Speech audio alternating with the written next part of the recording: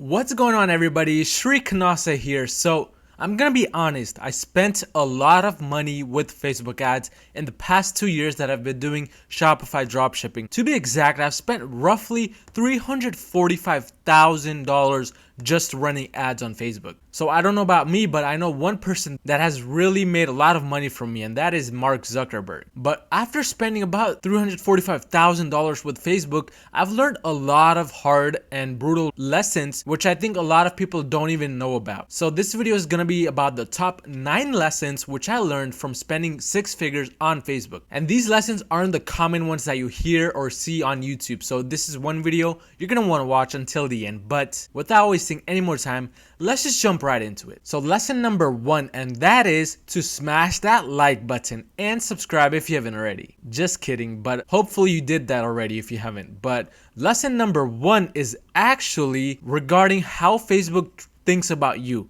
and that is Facebook cares more about their users than about their marketers. Now, what do I mean by this exactly? The most profitable person to Facebook is basically that person who uses Facebook every day to interact with his or her friends or to scroll through the newsfeed and basically try all of the things that are available on Facebook. And then there's a second group of people, which are the marketers on Facebook, meaning that's us basically, who run ads on Facebook. Maybe it could be for lead generation or Shopify stores. These are the second group of people. Of course, after spending $345,000, I began to realize that Facebook really cares about their users more than it cares about us. And that's one thing that's really hard to digest, but you have to understand that Facebook has a lot of money. They don't care about your few dollars or whatever you spend with them. That is why Facebook ad account bans and page score bans are becoming so much more common, and that is also why so many people are facing issues running ads with Facebook. Basically, what is happening is Facebook is revolutionizing its market so that the user, whoever is using Facebook, has the best experience possible.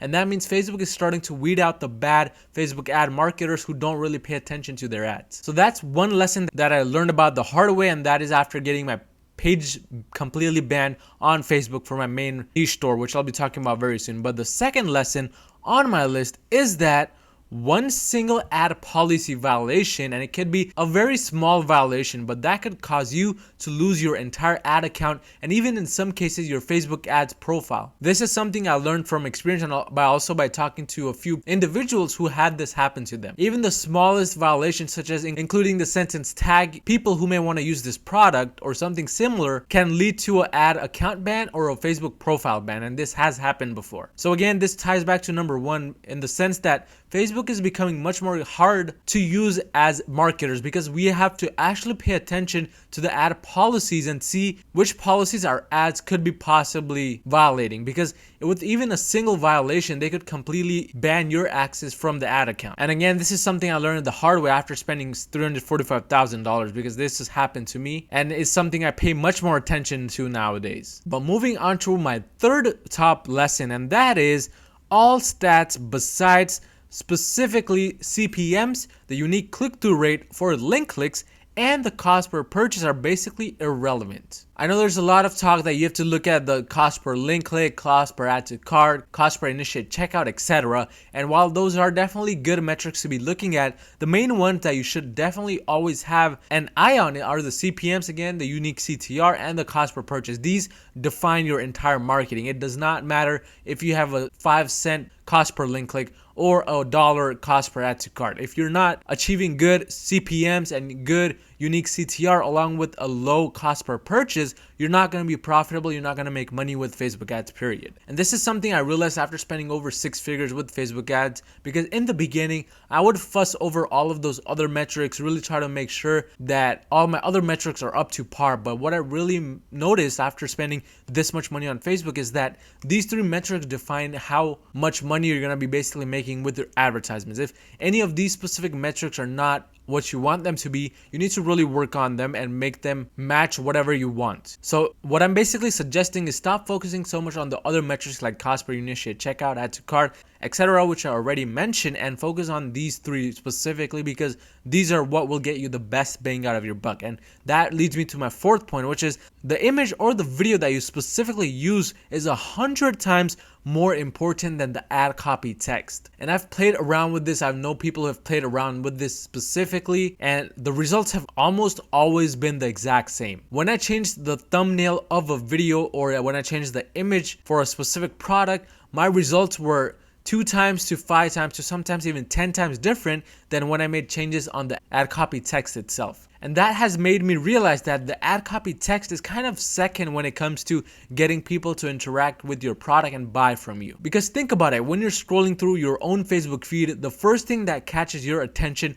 is the video or image ad used. The ad copy text itself is the second thing that you look at. The first is always the video or the image. And this is something I learned a little bit too late, because I would always spend a lot of time playing around with the ad copy text and not really focusing on the video or the image ad that I used. So nowadays, this is what I recommend. If you want to make changes with the kind of result that you're getting, number one thing to change is the image that you're using for your product or the video ad that you're using.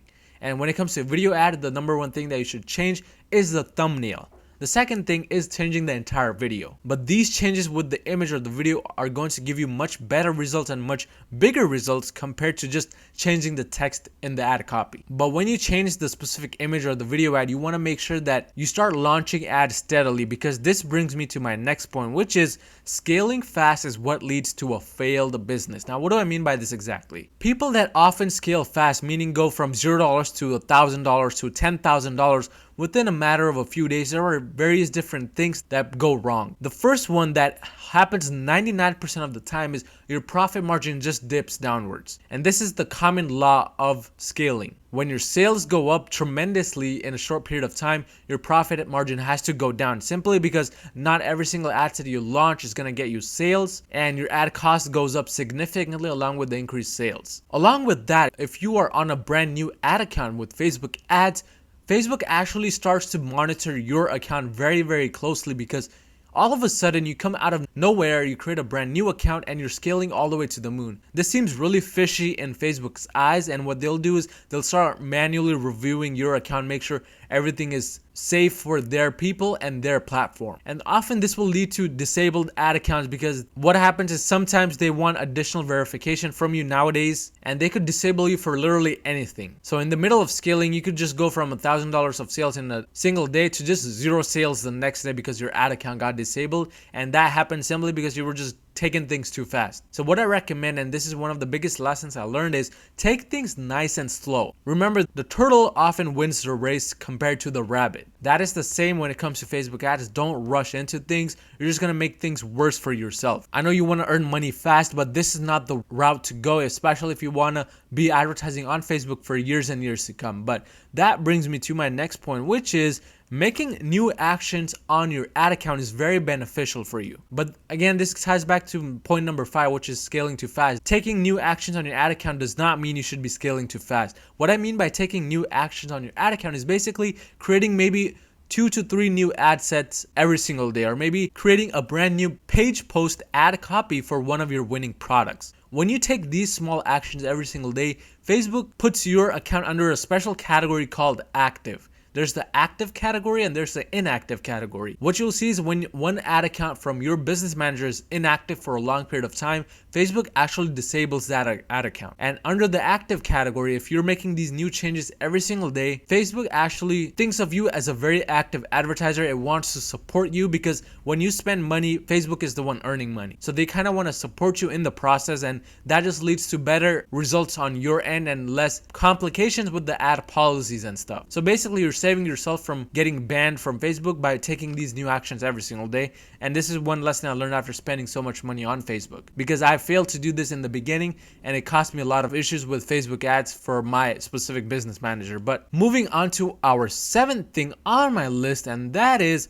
hoping ad performance gets better. One thing I want to make clear for you guys is hoping that ad performance gets better never works. I underline never because this is almost 100% true all the time in my experience. And this is simply because in my own experience, after spending this much money, I've realized that most of your ad performance can be fully judged by 9 a.m. in the morning to 12 p.m. in the morning, whatever your ad account's time zone is. Meaning if an ad is performing really well by 9 a.m. to 12 p.m., it is most likely a good winning audience and a good winning ad set. It is going to perform well for the rest of the day, most likely. Not always, but most likely. On the other hand, if an ad has been performing horribly up to 9 a.m. to 12 p.m., it is very, very likely that that ad is not going to get better. In fact, it is going to show you the same bad performance all the way throughout the day, and you might be better off just shutting off that ad set. This is something I've just learned after launching thousands and thousands of ad sets. And because of this, what you want to start doing is you want to start cutting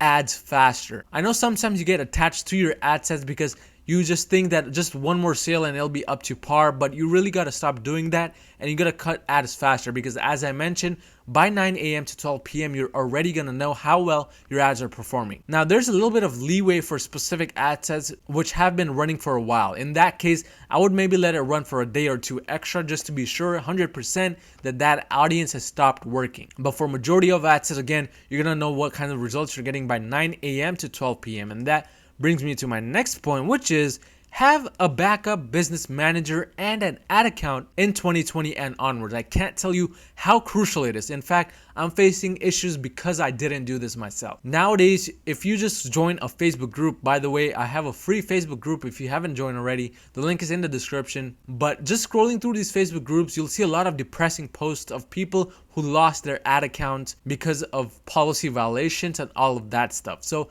this is becoming much, much more common. In fact, I faced it myself, as mentioned, and I would have been in a much better situation had I already had a backup business manager and multiple ad accounts ready to go. It is really important to not get overconfident and think that just because things are going well right now, they'll always continue to go well. Things change all the time. Policies change all the time. My ad account was literally banned overnight because of a few mistakes when it comes to customer service. And this has started to happen more and more often to a lot of dropshippers, which is why you really need to make those different business manager accounts and ad accounts so that you're fully safe from all of these kinds of bans. And if you have any questions as to how to successfully make a new business manager account or an ad account, just let me know down in the comment section. But moving on to our 9th and final top lesson that I learned personally, and that is the most important factor to advertising properly with Facebook ads is having a customer feedback page score of above a 3.0. When you go below a 3 for your customer feedback score, you go inside Facebook's manual review list. And along with all of your stats like cost per link click, CPMs, etc. going up and skyrocketing, Facebook starts to really monitor your ad account more, and even the slightest mistake can just plunge your account into Facebook ad deactivation and ban. So it's really important that you start focusing on proper customer service and having faster shipping times, maybe using an AliExpress dropshipping agent rather than using AliExpress directly for shipping, because if you aren't giving Facebook's users a good experience, then Facebook is really gonna bring down the ban hammer on you. Right now, all they want is for the user to have a good time on their website and not be bombarded with all of these ads. So what happens is Facebook is only gonna be showing ads from those businesses which are taking care of their customers and providing a very good experience. And page score is really a good way for Facebook to determine whether your business is doing that or not. If you have a score above a 3, that means your business is doing just that, and you can continue advertising your specific ad account with ease and no issues. But these were my top 9 lessons that I learned after spending $345,000 on Facebook ads. If you found any type of value in this video, make sure to smash that like button down below and subscribe if you haven't already, and I'll see you guys next time.